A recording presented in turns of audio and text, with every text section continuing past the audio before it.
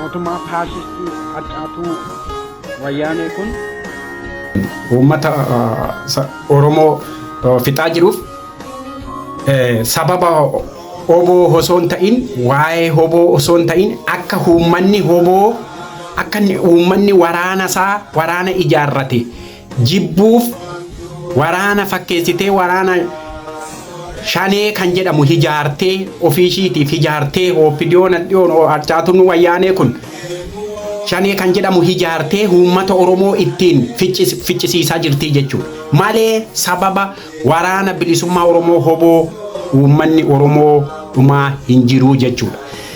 Maaliif mootummaan kan inni akkas godhuuf akka hati waraanatu sababii waraana hoboo waraana bilisummaa Oromootiin uummanni Oromoodhuma jettee akka hati waraana balaaleffattuufi jechuudha. Kana maaliif dadhabde kana yaaduu sirra jira jechuudha. Warroonni sirna nafxanyaa sirna Itoophiyummaa sirna nafxanyaa kana hordoftanii jechuudha. Warroonni bilisoomne jettanii sirna nafxanyaa galma Minilik keessatti suuraa Minilik dhaqxanii daawwachaa biyyi bilisoomtetti mootummaa Oromootu biyya bulchaa warroonni jettanii sammuu keessan adoochitaniitoo waa itti yaaduu tooftaa ittiin nafxanyaan uummata Oromoo cabsu tooftaa ittiin mootummaan achii dhuftee mootummaa dhufaa darbaan mootummaa ofiin jettu harcaatuun wayyaanee fi harcaatuun dhufaa darbaa mootummaa uummata Oromoo irratti wal furtee waraana akka ni ijaarranne uummanni Oromoo waraana akka ni ijaarranne akka waraana isaa jibbu akka waraana jibbu sadarkaa qawwee akka hin hidhanne qawwee miti gajara akka mana keessa hin godhanne Oromoon akka hin hidhanne kan godhu mootummaan dhufaa darbaa uummata Oromoo irratti waan akkanaa raawwatu warri hubachuu dadhabdee bilisoomne irra jetteetoo sammuu gabrummaan bilisummaa sitti fakkaate dhaggeeffadhu jechuudha. Dhaggeeffadhu. Mootummaa faashistii mootummaa ofiin jettu mootummaa Abiyyi fi mootummaa Shimallis Harcaatuu OPDO'tu uummata Oromoo fixaa jechuudha. Uummata Oromoo kan inni fixaa jiruuf waraana jibbisiisuudhaaf waraana Oromoon ijaarrate waraana sabni Oromoo ijaarrate waraana Oromoon ijaarrateetoo diina narraa heegi jedhee itti amaneetoo ijaarrateetoo jiraachisaa jiru Oromiyaa keessa jiraachisaa jiru dhalasaa hidhachiisetoo jiraachisaa jiru kana akka uummanni jibbee akka waa waraanni sun uummata kana rukutaa jiruutti ololaa jirti jechuudha. Ololuma kana warri hubachuu dadhabde hubadhuu jechuudha. Kanaan booda wanti uummanni dhume uummanni sababa hobootiif dhuma sababa mootummaatiif uummanni kan dhumaa jiru. Sababa hoboo odoon ta'in sababa mootummaa ofiin jettu harcaatuu wayyaanee kanaafi jechuudha. Kana maa sii galuu dide?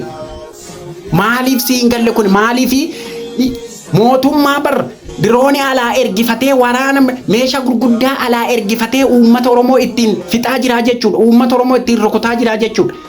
Sababa mootummaa faashistii kanaa sababa harcaatuu wayyaanee kanaa uummanni Oromoo dhumaa jira jechuudha. Uummanni Oromoo lafa isaarra buqqaa jira jechuudha. Si galee malee uummanni Oromoo waraana isaa ijaarratee waraana isaatiin of eeggachaa waraana isaatiin of eegaa waraana isaatiin na eegi jedhee ilma isaatti hidhaa jira jechuudha. Abbaan ilma isaatti hidhachaa jira jechuudha. Waraanni Oromiyaa keessaa ba'u waraanni obooni beedatee akka eessa dhaqa eessa Oromiyaa keessa bakkuma itti dhalatetti baraan inni hidhachaatoo jiru. Dhalataadhuma Oromiyaati bargara biraatii dhufe eessaa dhufee too hidhate mee Oromiyaa keessatti waraanni eessaa dhufee immoo eessa dhaqa immoo eessatti immoo gala immoo mee itti yaadi mee sammuu kee mee ofiitee sammuu hidhaadhaan mee ofuma keeti mee sammuu kee waliin mee walgayii taa'i mee sammuu kee waliin taa'iti warri bilisoomne jettee gabrummaan bilisummaa sitti fakkaate sirna nafxanyaa sirna Itoophiyummaa uummata Oromoo Itoophiyaa uummata Oromoo armaaf harka murtee Itoophiyummaa fudhachiifte dirqamaan fudhachiiftee gabrummaan kun bilisummaa sitti fakkaate mee sammuudhuma keetiin deebi'iiti itti yaadii jechuudha. Saniif waraanni Oromiyaa keessatti hidhate dhala Oromiyaati.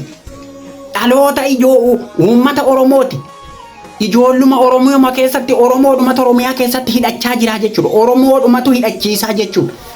Waraanuma isaa ofumaaf ofii isaatiin of hidhachiisaa jira jechuudha. Mootummaan biraa yookiin mootummaan alaa yookiin biyya alaati wanti inni dhufeetoo Oromiyaa keessa galeetoo hidhate hin jiru jechuudha. Saniif eessa dhaqa hidhate Oromiyuma kee bakkuma itti dhalate dhalootuma naannoo isaatti uummanni ani hidhachaa jiru. Naannuma itti dhalate sanirratti hidhatee falmachaa jira jechuudha ofirra. Mootummaa gabroonfattuu harcaatuu wayyaanee kana wayyaanee caaltee too as baate kana wayyaanee caaltee as baate ani mootummaa Oromoo tofiin jettu afaan Oromoo dubbattutu nafxanyaa afaan Oromoo dubbattutu uummata Oromoo fixaa jira jechuudha. Uummata Oromoo hidhaatti fixaa jira jechuudha. Kuni waan hayyoonni keenya beektonni keenya lafa godhanii falmaa jiranidha jechuudha. Waan waraanni uummanni Oromoo hidhatee uummanni Oromoo as baheetoo wanti inni waraanni bilisummaa Oromoo hiikkatee haa galu nuti jedhee waraana bilisummaa Oromoo maqaa dhaheetoo hiikkatee haa galu jedhee hin jiru jechuudha. Uummanni Oromoo waraana bilisummaa Oromoo jedhee kaadiree ganda keessa baateetoo shanee maalii shanee jetteetoo hiriira baateetoo shanee ofuma ijaartee ofuma deebiteetoo balaaleffattu waraana jibbisiisuudhaaf waraanni akka waan waraanni yakka hojjeteetti jibbisiisuudhaaf as baateetoo siyaasa hojjetteen hala mee uummanni Oromoo mootummaan nagaa haa buusuudha. Mootummaan nagaa haa buusuudha kan inni qotiyoo xamadee namas xamadee as ba'eetoo kan inni gaafate mootummaa gaafate malee wanti inni waraana bilisummaa Oromoo haa hiikkateetoo galu haa hiikkatu jedhe hin jiru jechuudha. Kan itti dheessuma waan ta'eef hin jiru bakkuma tokkottuu waraana bilisummaa Oromoo irratti uummanni Oromoo Oromiyaa keessaa kan hiriira itti bahe hin jiru jechuudha. Mootummaatti kan inni hiriira bahe mootummaan maanu fixaa mootummaan meeshaa gurguddaan maanu fixaadha. Meeshaa gurguddaan loon rukuta bar meeshaa gurguddaan mootummaan bar horii bar horiitti dhukaasa banee dhukaasa nama se'eet horiitti dhukaasa banee horii fixaa jira jechuudha. Nama bira darbee lubbuu namaa bira darbee horii loon fixaa jira jechuudha mootummaa faashistiin kun. Saniif waraanni Oromiyaa keessaa gara itti ba'uus hin qabu eessas hin naqu achumatti dhalate achumatti hidhate.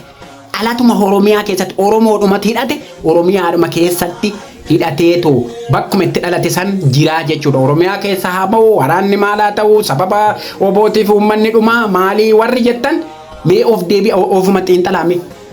Mootummaatti quban qabdu mootummaa isa humna qabu mootummaa isa waraana meeshaa gurguddaa halarraa ergifatee uummatatti dhukaasaa jiru osoo argitu osoo dhageessu uummanni osoo iyyachaa jiru uummanni mootummaan nu fixe osoo jechaa jiru osoo waraana maqaa hin dhayin osoo iyyachaa jiru wantati waraanatti quba qabdee waraanni Oromiyaa keessaa haa ba'u uummanni dhumatee jetteetoo haasoftu eessaa fiddeme.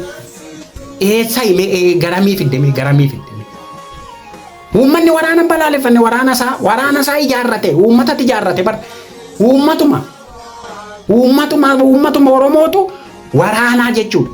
Waraana kan ta'e kan hidhates uummatuma Oromooti kan hidhachiises uummatuma Oromooti jechuudha. Kan du'aa jirus uummatuma Oromootu waraanuma isaa waliin akkuma hidhatetti ofirraa hittisaa dhumaa jira du'aa jira jechuudha. Kan ajjeesaa jiru immoo mootummaadha jechuudha. Taargeetti inni guddaan mootummaan uummata keessatti milishaa ijaartet milishaan akka uummata saamu akka uummanni qe'eesaarraa buqqa'u uummata ajjeeftet akka uummanni waraanni dhufeetoo ajjeesetti uummata ajjeeftee uummata nagaa ajjeeftee namni uummanni jaalatu ajjeeftet deebitee waraana shaneetu maal godhee jettee shanee immoo ishumatti ijaare malee waraana bilisummaa Oromootillee jettee hin beektu jechuudha. Mootummaa dhuftu ofiin jettu kuniyyuu waraana bilisummaa Oromoo hobootu ajjeese jettee hin beektu shanee jettee jechuudha. Shanee immoo shanee fi faannoo immoo ishuma kan ijaaree jechuudha. Shanee faannoo kan faarfachaa oolan isumatu ijaarratee isumatu faannoodhaa miliyoona meeqa baasee harcaatu hoopidiyoo afaan bartee diqaalaa afaan barteetu Oromoon bulcha jettee faannoo Oromoo irratti ijaartee qarshii kennitee maallaqa Oromoo irraa Oromiyaa keessaa guurtee uummata Oromoo irraa maallaqa guurtee faannoo ijaartee faannoodhaan walitti buunan as garagartee balaaleffachuu eegaltee jechuudha. Faannoo kan jajachaa oolu isaanuma, kan ijaarrates isaanuma, qarshii kennee kan ijaare isaanuma. Uummata Oromoo Oromiyaa keessatti kan bobbaasaa ture isaanuma. Saniif warroonni Oromiyaa keessa bahuu qaba, hiikkachuu qaba jettu kuni ati sammuu mataa kee hiiki, ati dursiiti sammuu kee hiiki.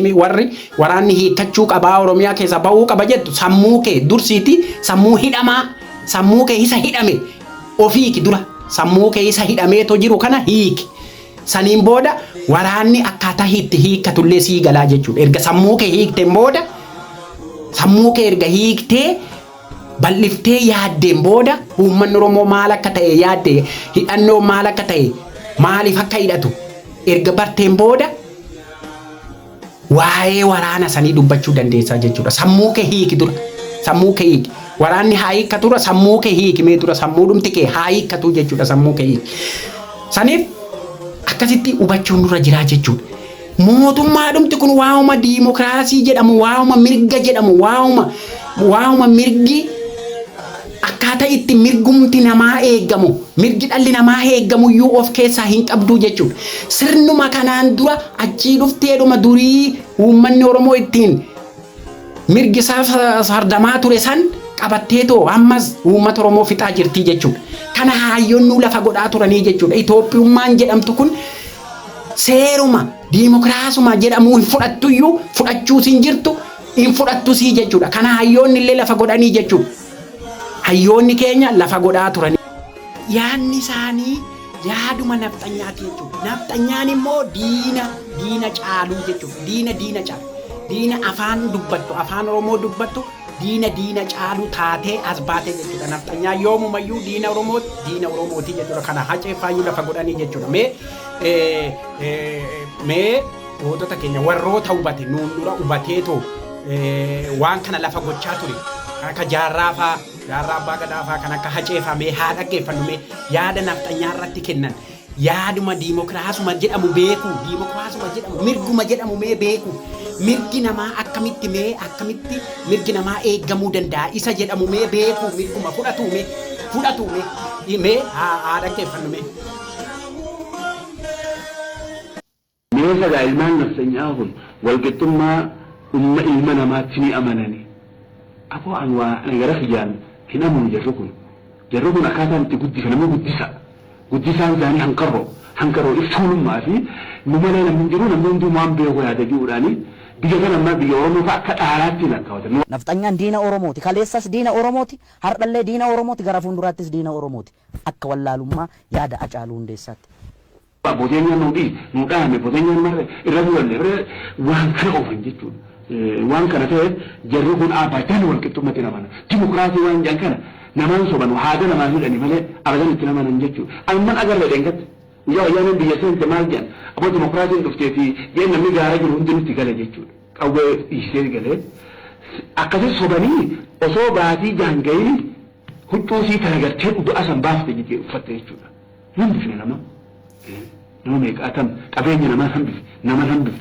Akkasii namni kun ammaan namni waa xiqqoon namni guduun gidee hunda girgireessuudhaan jiraata. Nama ajjeesuun akka malatti ajjeesuudhaan jiraata. Umrii isaa dheereeffata malee ni beeka akka gosa gadhiisee deemu biyya sana ni beeka jechuudha. Yoo warri silaa qaabsoon itti haqaa habilisummaa barbaaduu qabu callisee ni qooqatiinni jechuudha. Ni farancala. Wasanaa bahe qooqee wasanaa bahe yoo abbaan haqaa yoo callisee ni qooqa jechuudha. Yoo abbaan lafaa haqaa lafaa ta'e inni duba qooqatan dhiiseeti baqata jechuudha. Nafxanyaan diina Oromooti, kaleessas diina Oromooti, hardhallee diina Oromooti, gara fuulduraattis diina Oromooti. Akka wallaalummaa yaada Hacaaluu. Kanaa jechuudha. Kanaan ala wanti ishiin mirga diimokiraasii jedhamu, mirga namaa jedhamu fiddu hin jiru jechuudha. Saniifi uummanni kan hidhannootti seene, saniifi uummanni kan falmachaa jiru, uummanni ciisee mana keessa du'uu hin qabu jedhee ba'ee qeerroof qarreen bahee too hidhatee jechuudha. Uummata Oromootu itti hidhee jechuudha. Uummata Oromooti achiisee jiraachisaa jira jechuudha. Saniif sababa isaatiif sababa WBOtiif uummanni dhuma. Uummanni achi buqqa'e maal godhu? Oromiyaa keessa maal godhu? Oromiyaa keessa maaliif lolaa jiru? Uummata keessatti maaliif lolaa jiru? Eessa lolare? Garam naqare? Gaafa Eertiraa ture, Eertiraa maata haa dubbadde kanaan durallee. Oromiyaa keessa gallaan Oromiyaa keessatti maal lolaa? Ayyee waraanni saba kanaa sabni kun eessatti waraana haa ijaarratu ayyee? Eessatti waraana isaa ijaarratee lola? Eessatti diina ofirraa qola? Eessatti hidhannoo isaa jabeeffata? Oromiyaa keessatti eegaan jabeeffanne bakka itti dhalannetti bakka itti dhalatetti eegaa ofin ijaarre bakka itti dhalannetti eegaa hin hidhanne akka sabni hidhatutti sabni xixiqqaanarra hidhachaa jira. Addunyaan hidhachaa jirti saba kanaan hala. Saba mana baay'atu saba baay'inni isaa miliyoona 60 ol jenneetoo haasawu kana kuni kolfayyu sabni kun hidhatee saba bicuudhaan saba bicuu ofirraa hittisuu dadhabee saba bicuudhaan hacuuccamuu saayyuu kuni kolfayyu jechuudha. Addunyaan nutti kofaltii jechuudha. Uummanni kun hidhannoo dhabe jechuudha. Isa kana yaaduu qabdaa jechuudha. Saniif uummanni Oromoo hidhachuun dirqama. Kanarrayyuu akka hidhatu gochuu fi irratti haasawuu fi akka hidhatu kakaasuu fi akka hidhatu waan beekumsa qabnuun barumsa qabnuun akka hidhatu hayyoonni keenya akka uummanni Oromoo itti kana caala danaa kana caala iyyuu hidhatu gochuun dirqama Oromummaa ta'aa jechuudha. Kanaan booda saniif itti hidhachuu qaba. Uummanni Oromoo hidhachuu qaba jechuudha. Wanti inni hiikkatee galullee jiru eenyutti gala? Eenyummoo namni hirraa hiiku? Anumti hirraa hiiku kuni oboo irraa hiiku oboon ani harka kennatu kuni eenyume? Eenyu? Mee eenyutu Oromoof dhaabbate? Eenyutu mirga Oromoof dhaabbate? Eenyutu sirna nuti barbaannu sirna Oromoon ittiin bulu sirna gadaa Oromoon diriirfatee addunyaan illee ittiin bulaa jirtu sirna gadaa kana kan mirkaneessetoo mirga hiree murteeffannaa fi mirga Oromoon qabu murteessee kan Oromoof gadi dhaabe eenyume? Eenyu? Ilma nafxanyaati. Ilma nafxanyaa uummata Oromoo hidhaa jiru kana harcaatuu wayyaaneen ijaarte kana mootummaa wayyaaneeti kan ijaaretoo deemu qabsoo butteerra baate wanti hin mirga Oromootiif eegda jiru Oromoon itti hidhame hin dhageessu. Hayyoonni sitti maa jiru dhagayi gurraan dhagayi itti kan wayyaanee caalu taatee mirga kasii fiddu dhiisi. Oromoon kan bilisoomu dhiisi. Waa'ee Oromoon dhume Oromoon sababa kanaaf dhume qabsoo godhamu keessatti wanti ati mana ciiftee manatti qabsoo sii dhufu hin jiru. Wanti siree irratti qabsoo sii dhufu hin jiru. Dhiigni dhangala'u lafeen cabuudhaan dhiigan dhufti. Bilisummaan dhiigan dhufti hin beektu hin dhageessu. Dhagayi yoo hin beekne bilisummaan dhiigan dhufti. Bilisummaan lafee itti cabeeti sabni tokko bilisummaa gaafa bilisummaa salabsatu gaafa bilisummaa argachuuf deemu falmatee lafee itti cabee itti dhiigee itti dhumeet sabni itti dhumeet. Fakkeenya miliyoona 60 wajjin miliyoona 60 keessa miliyoonni 10 iyyuu itti wareegamee miliyoona 50 uummanni miliyoonni 50 yoo bilisa bahe isa kana kan barbaadamu jechuudha. Miliyoonni 10 waa wareegamu. Miliyoonni 10 itti dhangalaafne itti dhumnee uummanni Oromoo miliyoonni 10 dhumnee lafarraa dhumnee dhaloota isa afeef miliyoona 50 bilisummaan mirgi akka eegamuuf gochuun dirqama namummaa, dirqama sabummaa, dirqama Oromummaati jechuudha. Kana jala muriitii fudhu jechuudha. Saniif baay'inni ati asii lakkooftus baay'inni miliyoona ammanaati nuti jettee lakkooftus hin jiru jechuudha. Bilisummaa hoon argan yoo bilisummaan qabaanne sabni baay'inni maal godha? Sitti kolfa. Saba bicuu sitti kolfa. Saba bicuu si dhiitee hudduu keessa si dhiittee akkuma kanaan dura wayyaanee si gochaa turte darbiin si gochaa ture hudduu keessa si dhiittee afaan keellee akka hin baranne si gootii jechuudha. Akkuma kinoo amma Finfinnee keessa afaan Oromoo akka hin baratamne sitti hiriira sitti baatee hiriira sitti baasisee ilmi nafxanyaa akka Oromiyaa Finfinnee keessatti afaan Oromoo hin baratamne si gootii jechuudha. Afaan Oromoo amma manni barumsaa amma daa'immanii manni barumsaa oolmaan daa'immanii Finfinnee keessa jira. Finfinnee keessaa sin baafne nafxanyaan sirnuma harcaatuu OPDO kana jalatti Finfinnee keessaa hiriira sitti baatee Finfinnee keessaa akkamitti afaan Oromoo baratama jedhamee hiriira sitti baatee sin baafne baratamaa jira har'a.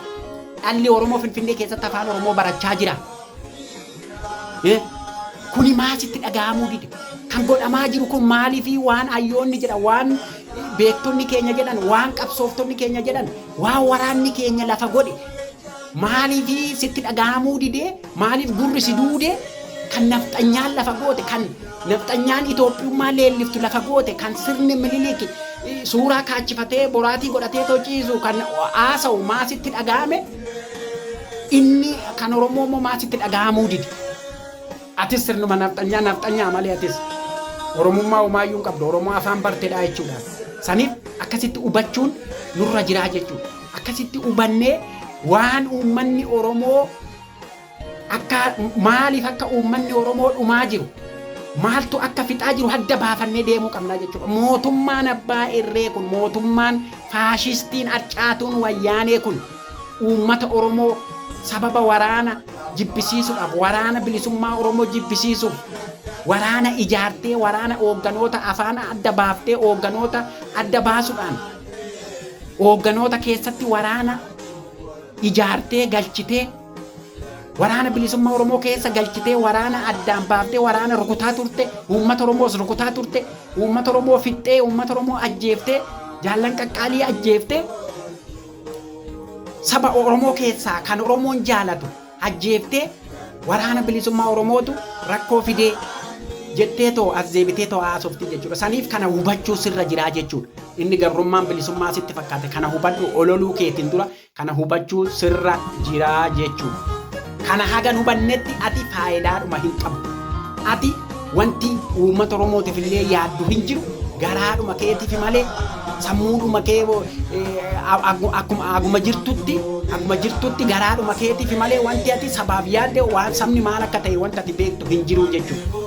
Saniif lafa kanarra guyyaan kee yoo ga'e ala biyya ala Ameerikaa jiraatte Oromiyaa keessa jiraatte guyyaan kee geenyaan hin oolu jechuudha hinuma dhuunfa. Saniif sabni falmate immoo falmachaatuma sabasaa isa hafeef dhalootaaf bilisummaa labseetoo darba malee ciiseetoo hin du'u jechuudha. Kanaan booda uummanni Oromoo ni hidhata kana caalayyuu ni hidhata waraanni isaallee ni jabaata waraanni isaallee cimee itti fufa kana jala muriitii fudhu bishaan itti dhuguu jechuudha.